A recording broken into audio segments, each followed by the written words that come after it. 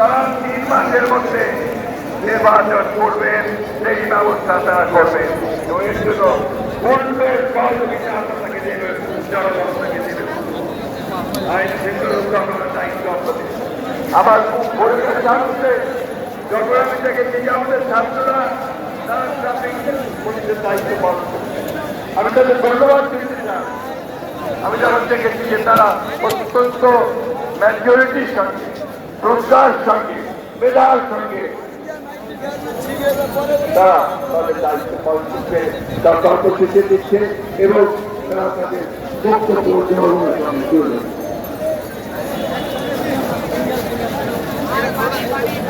আপনারা অনেক কষ্ট করেছেন। আমি উল্লেখ করবো যে কখনো কোনো লুটপাট, কোনো অবনতি সংযোগ এগুলোর মধ্যে কিন্তু আপনারা জড়িত হবেন না। আমি জানি আমাদের নেতা কর্মীরা কেউ জড়িত হয় না, সেই সঙ্গে যারা জড়িত হয় তারা দেশের শত্রু, তাদের বিরুদ্ধে ব্যবস্থা নেওয়া হবে। আমি আরেকটা কথা বলে শেষ করব। বন্ধুগণ, অনেক রক্ত, অনেক ত্যাগ, অনেক মায়ের মুখ খালি করে, অনেক সন্তানের পিতাকে হারিয়ে আজকে অর্জন আমরা করেছি। আমরা অনেকে, আমাদের ছেলেরা অনেকে চাকরি বাড়ি কোনো কারণে নাই,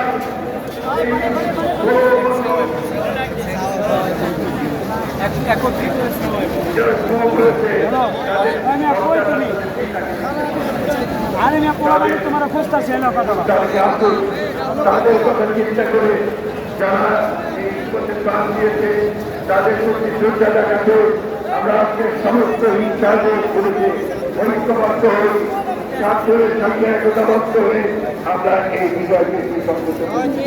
আমি আবার ছাত্রদের অভিভাবক জানতে চাই, প্রথম জানতে চাই তাদের অভাব আমি বক্তব্য শেষ করবো।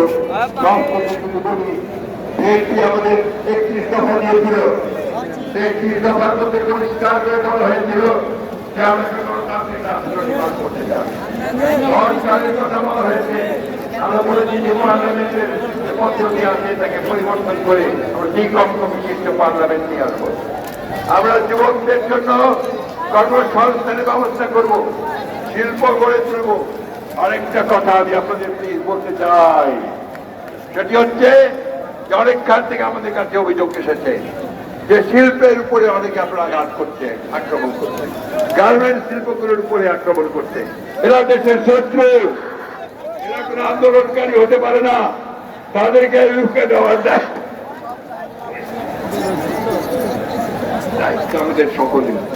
আমি অসুস্থ, আপনি যারা জানেন, তাই আমি দীর্ঘ করবো না, শুধু এই কথা বলতে চাই, আসুন আপনারা অতীতে যেভাবে সংগ্রাম করেছেন, রক্ত দিয়েছেন, প্রাণ দিয়েছেন, আমাদের ছাত্ররা যে রক্ত দিয়েছে, প্রাণ দিয়েছে, তার বিনিময়ে আজকে আপনারা একটা স্বাধীনতা অর্জন করেছেন। পালিয়ে গেছে স্বৈরাচার, স্বৈরাচার পালিয়ে গেছে, পদত্যাগ হয়েছে, তারা না, তাদের দোষররাও পালিয়ে গেছে। বন্ধুগণ, এটাকে সুসংহত করতে আবার যেন তারা ফিরে আসতে না পারে, সেই জন্য ছাত্র গণ ঐক্য তৈরি করে তাদেরকে প্রতিহত করে অবশ্যই জনগণ এগিয়ে যাবে এবং গণতন্ত্রকে সুপ্রতিষ্ঠিত করবে। আপনাদের সকলকে অশেষ ধন্যবাদ। আসসালামু আলাইকুম। বাংলাদেশ জিন্দাবাদ, বাংলাদেশ জাতীয়তাবাদী দল জিন্দাবাদ, ছাত্র জনতা জিন্দাবাদ, ছাত্র জিন্দাবাদ। আসসালামু আলাইকুম। প্রিয় ভাইরা, প্রিয় ভাইরা, এ পর্যায়ে বক্তব্য রাখবেন, কেউ স্লোগান ধরবেন না। এই কোঠা আন্দোলনের প্রারম্ভে যিনি এই কোঠা আন্দোলনকে নিয়ে ভিডিও বার্তা পাঠিয়েছিলেন, আজকের প্রধান অতিথি সর্বপ্রথম দেশের জনগণকে আহ্বান জানিয়েছিলেন, কোঠা আন্দোলনকে সমর্থন দিয়েছিলেন আজকের প্রধান অতিথি দেশ এ পথে বক্তব্য রাখবেন। এই গণতান্ত্রিক আন্দোলনের আপসহীন নেতা 18 কোটি জনগণের আশা আকাঙ্ক্ষার মুক্ত পথে আল্লাহর রহমতে ভবিষ্যৎ প্রধানমন্ত্রী আজকের এই সভার প্রধান অতিথি দেশ নায়ক তারেক রহমান। ওই নেতা আছে, সবাইকে হাত তুলে বলতে হবে নেতা আছে।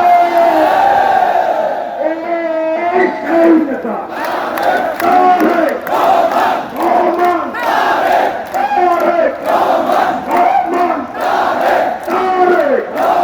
তারেক রহমান ফিরে দেশে আসবে, ফিরে বাংলাদেশে তারেক রহমান ফিরে দেশে।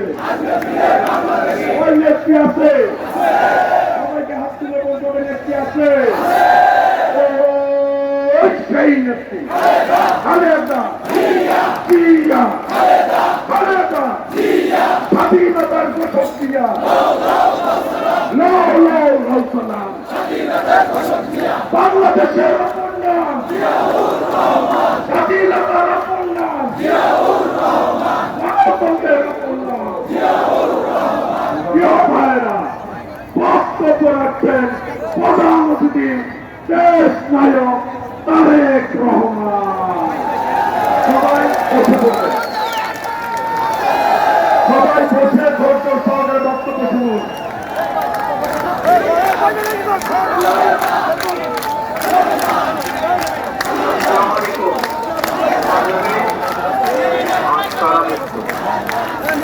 পুরো বাংলাদেশটাকেই বিগত 15 বছর ধরে বন্দি করে ফেলা হয়েছে।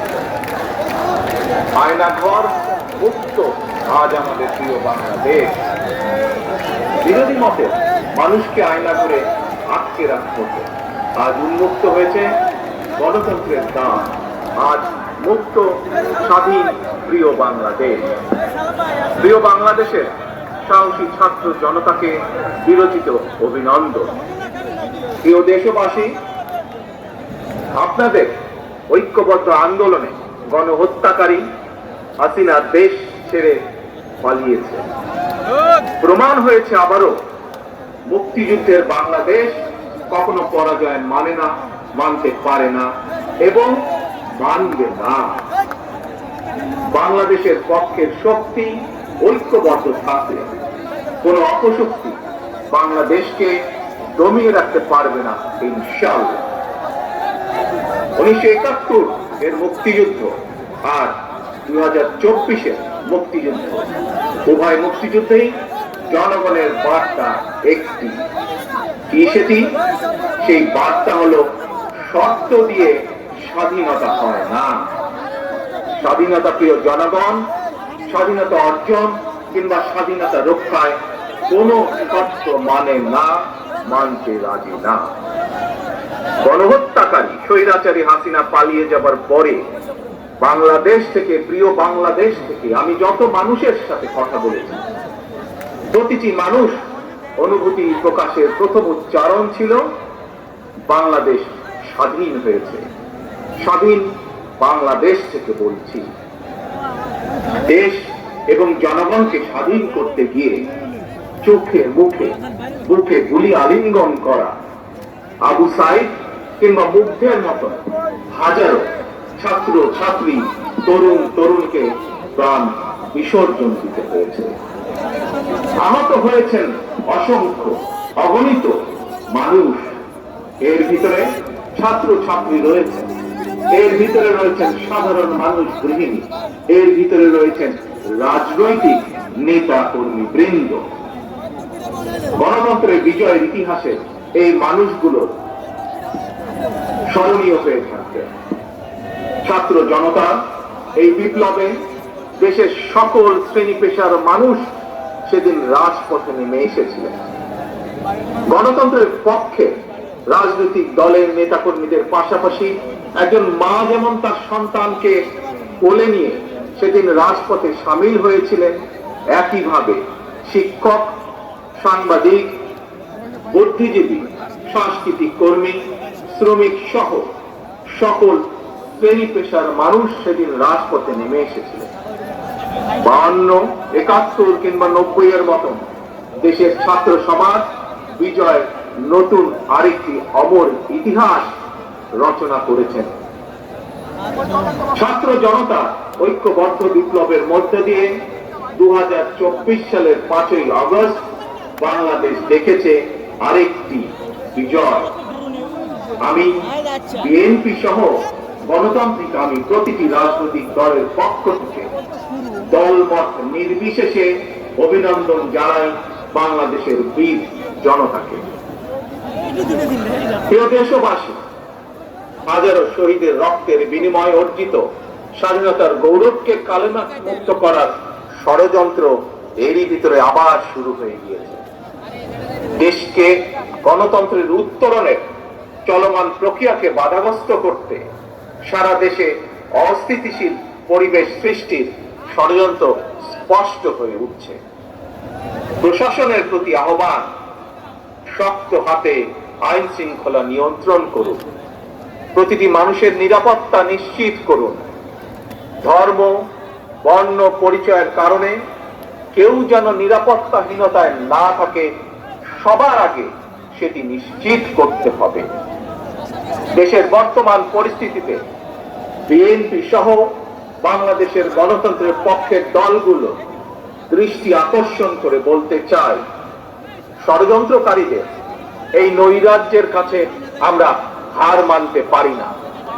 আমি বিশেষ করে এই মুহূর্তে দেশের সবচেয়ে বড় এবং জনপ্রিয় রাজনৈতিক দল হিসাবে সারা দেশে বিএনপির সর্বস্তরের নেতাকর্মীর প্রতি আহ্বান রেখে বলতে চাই, আপনারা যিনি যেখানে বসবাস করেন সেখানে আপনার বন্ধু কিংবা পাড়া প্রতিবেশী, তিনি মুসলমান, বৌদ্ধ, হিন্দু, খ্রিস্টান, ধর্মীয় পরিচয় যাই হোক না কেন, বিশ্বাস যাই হোক না কেন, তার নিরাপত্তায় আপনি ঢাল হিসাবে দাঁড়িয়ে দৃষ্টান্ত স্থাপন করুন। আমাদেরকে মনে রাখতে হবে, বাংলাদেশে ভূখণ্ডে বসবাসকারী প্রত্যেকটি মানুষের একটি পরিচয়, সেটি হচ্ছে আমরা বাংলাদেশী। প্রিয় ভাই বোনেরা, আরেকটি বিষয়ের প্রতি আপনাদের দৃষ্টি আকর্ষণ করে কথা বলতে চাই। একটি সভ্য এবং গণতান্ত্রিক রাষ্ট্রে পুলিশ অপরিহার্য। পুলিশ জনগণের শত্রু নয়।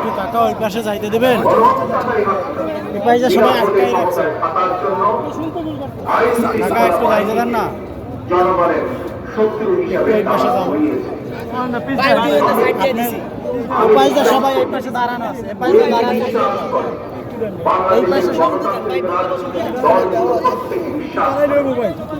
পুলিশের একটি চক্র ছাড়া অধিকাংশ পুলিশ কর্মকর্তা এবং সদস্য চক্রবিধি মেনে দেশের আইন কানুন মেনেই দায়িত্ব পালনের চেষ্টা করছে।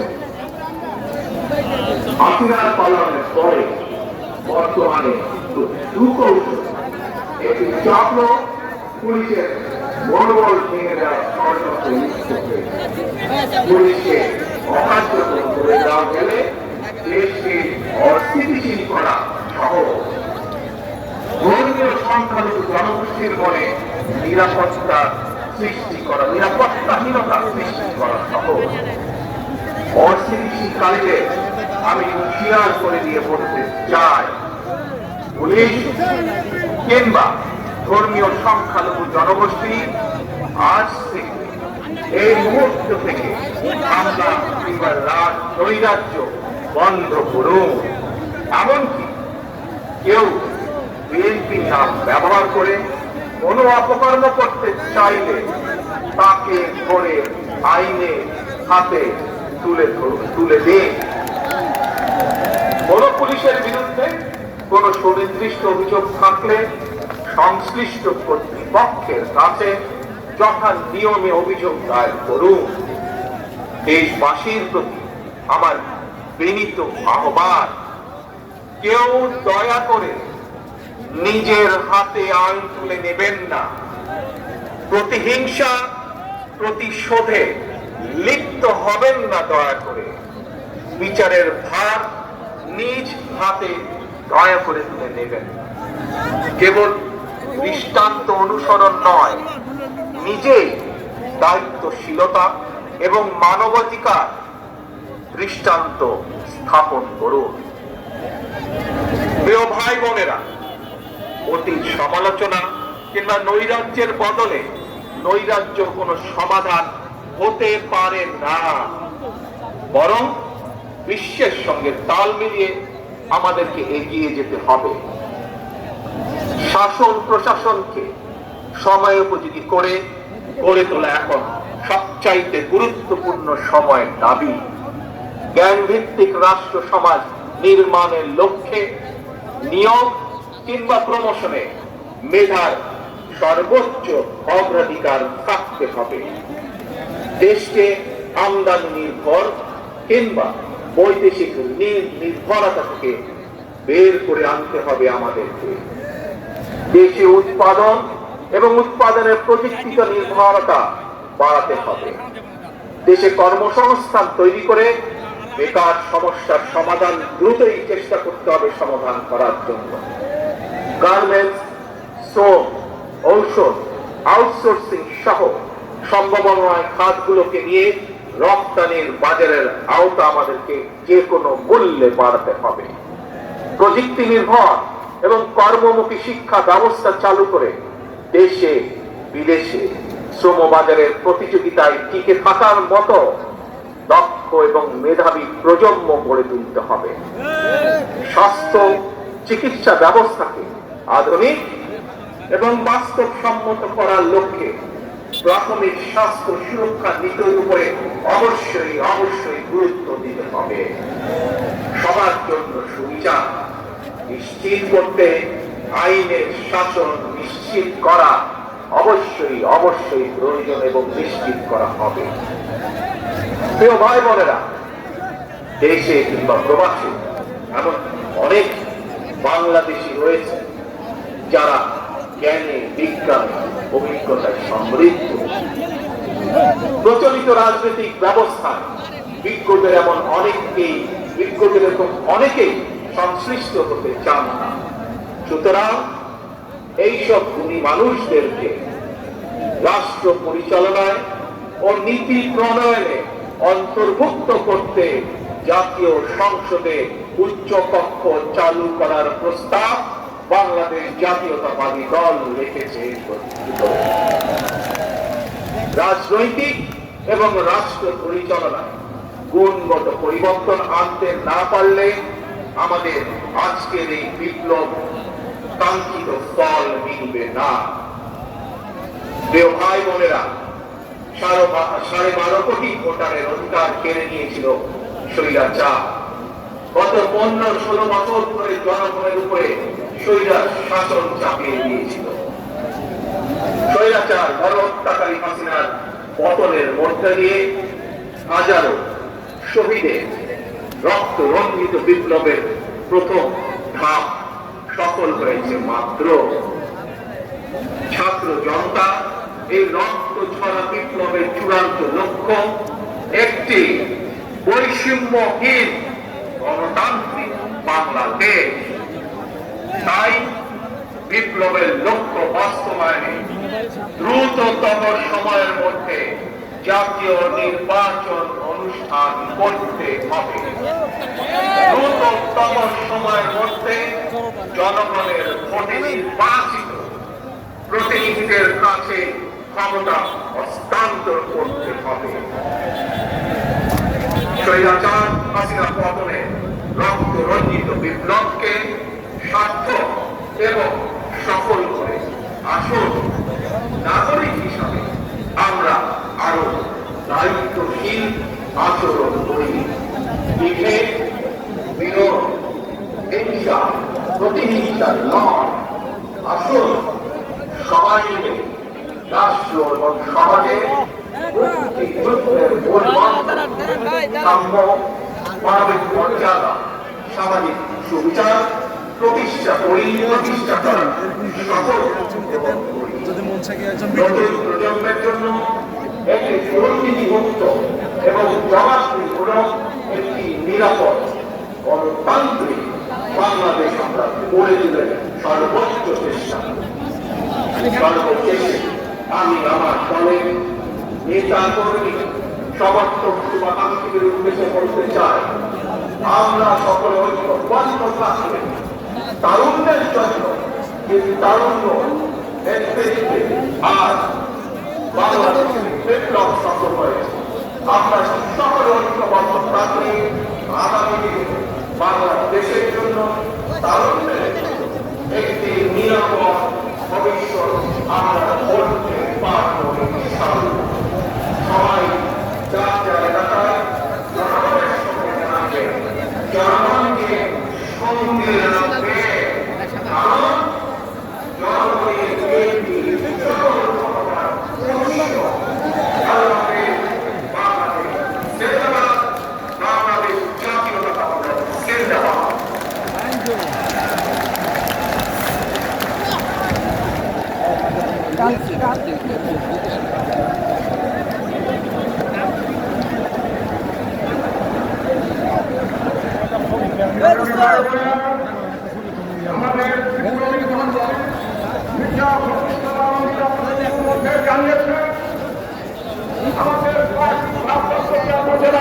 আমাদের বক্তব্য রাখার পরে আপনাদের কাছে আমাদের প্রাণপ্রিয় নেত্রী বেগম খালেদা জিয়া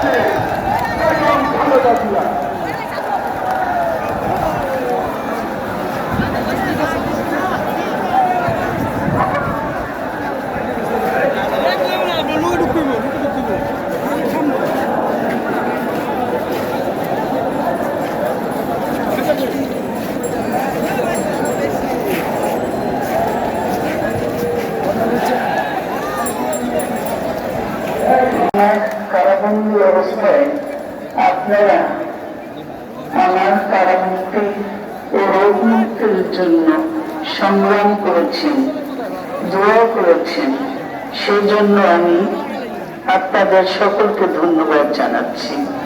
দীর্ঘ আন্দোলন সংগ্রাম ও ত্যাগের মধ্য দিয়ে আমরা ফ্যাসিবাদী অবৈধ সরকারের কাছ থেকে মুক্তি পেয়েছি। আমি আন্তরিক ধন্যবাদ জানাতে চাই আমাদের বীর সন্তানদের, যারা মরণপণ সংগ্রাম করে এই অসম্ভবকে সম্ভব করেছে। শত শত শহীদদের জানাই শ্রদ্ধা। এই বিজয় আমাদের নতুন সম্ভাবনা নিয়ে এসেছে। দীর্ঘদিনের নজিরবিহীন দুর্নীতি, গণতন্ত্রের ধ্বংসের স্তূপের মধ্য থেকে আমাদের নির্মাণ করতে হবে এক সমৃদ্ধ বাংলাদেশ। ছাত্র তরুণরাই আমাদের ভবিষ্যৎ। তরুণরা এই যে স্বপ্ন নিয়ে বুকের রক্ত ঢেলে দিয়েছে, সেই স্বপ্ন বাস্তবায়নে করতে মেধা, যোগ্যতা, জ্ঞান ভিত্তিক গণতান্ত্রিক বাংলাদেশ গড়ে তুলতে হবে। শোষণহীন সমৃদ্ধ বাংলাদেশ, সকল ধর্মের গোত্রের অধিকার নিশ্চিত করতে হবে। প্রগতি আর সাম্যের ভিত্তিতে আধুনিক বাংলাদেশ নির্মাণে আসুন আমরা তরুণদের হাত শক্তিশালী করি। ধ্বংস নয়, প্রতিশোধ নয়, প্রতিহিংসা নয়, ভালোবাসা, শান্তি ও জ্ঞান ভিত্তিক সমাজ গড়ে তুলি। আল্লাহ হাফিজ। বাংলাদেশ জিন্দাবাদ। শেষবারের মতো বক্তব্য নেত্রী আছে, সেই নেত্রী খালেদা জিয়া, খালেদা জিয়া, খালেদা জিয়া, খালেদা স্বাধীনতার ঘোষক দিয়া, সালাম স্বাধীনতার ঘোষক দিয়া, সালাম বাংলাদেশের অপর নাম জিয়াউর রহমান, স্বাধীনতার অপর নাম, গণতন্ত্রের অপর নাম। তারেক রহমান বীরের দেশে আসবে, ফিরে বাংলাদেশে তারেক রহমান বীরের দেশে। তারেক রহমান, তারেক রহমান। সভাপতির অনুমতি ক্রমে আজকের সমাবেশ এখানে সমাপ্তি ঘোষণা করা হলো। সবাই যার যার মতো শান্তিপূর্ণভাবে আপনারা চলে যাবেন, যার যার মতো করে। সকলকে ধন্যবাদ। আসসালামু আলাইকুম।